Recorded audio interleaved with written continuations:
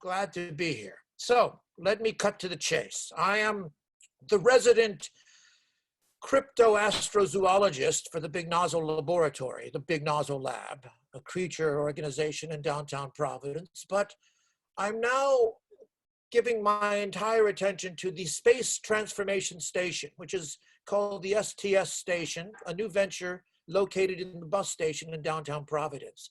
But we're going to get to that in a moment. What I basically do is that once a year I come to the surface for two reasons.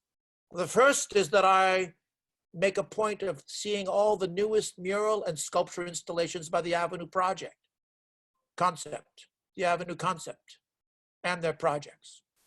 And then, if I have time, what I do is I investigate, track down, and document extraterrestrial presence on the streets of downtown Providence.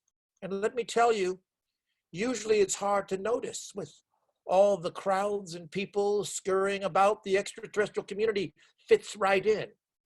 But now that the pandemic is happening, the streets are empty, I've been able to see many of them close up and interact and actually begin collaborations.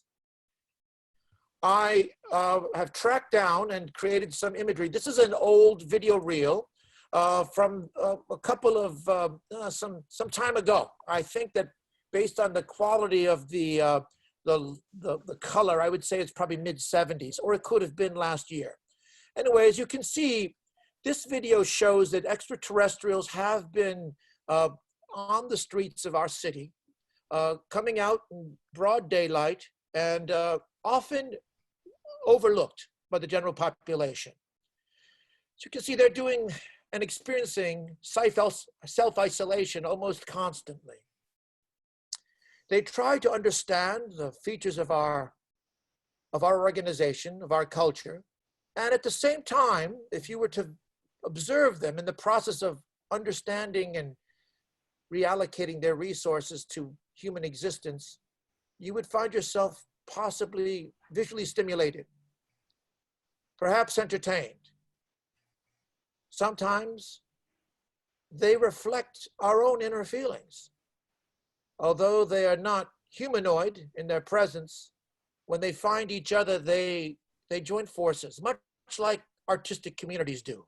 Like-minded, although unlikely bodies merge together and start to reach out and make connections with the general public that normally aren't available to them.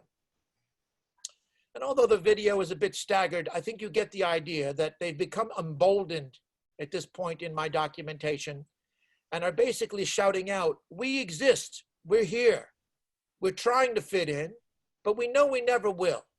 So we're going to do what we do best, which is be ourselves.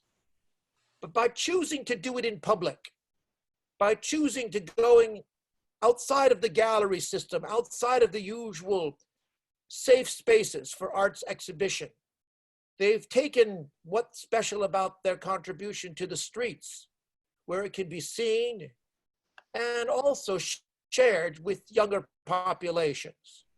Here you can see them entering a school, and of course, because of the open-minded acceptance of the children, instead of being perceived or defined for what they are or aren't, they're merely accepted and they inspire by example. There is a rumor that the creatures you saw could have been fabricated in a class setting that was taught by myself. But that's just so unbelievable that that would even be possible. I prefer to imagine that they are really existing in the world of their own accord.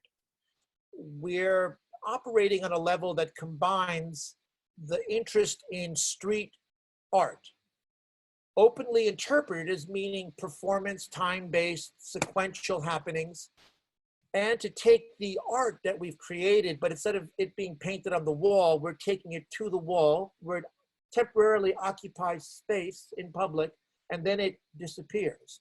It's just an extension and a variation on what I think the subject matter of today's summit has been about.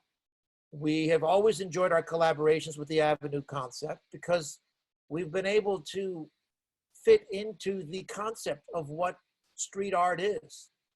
the opportunities that Yarrow and his gang have given us, gave us a chance to define ourselves in a new workplace, which is street art performance.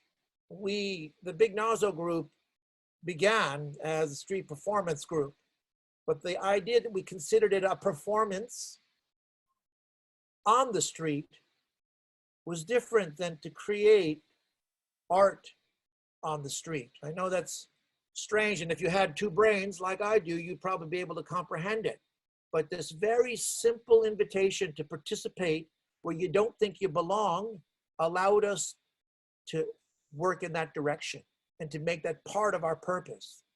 And the STS station, which is the Space Transformation Station, which is now obviously having to figure out how to change its human contact open door policy in this time of pandemic, COVID organism invasion. We're excited about this medium, the idea of being represented in tiny squares on a screen that anyone can watch while wearing pajama pants and strange shoes. I'm wearing some strange shoes, and it is hard to walk on these heels, let me tell you. But luckily I'm sitting, and I'm here, and it's awesome. So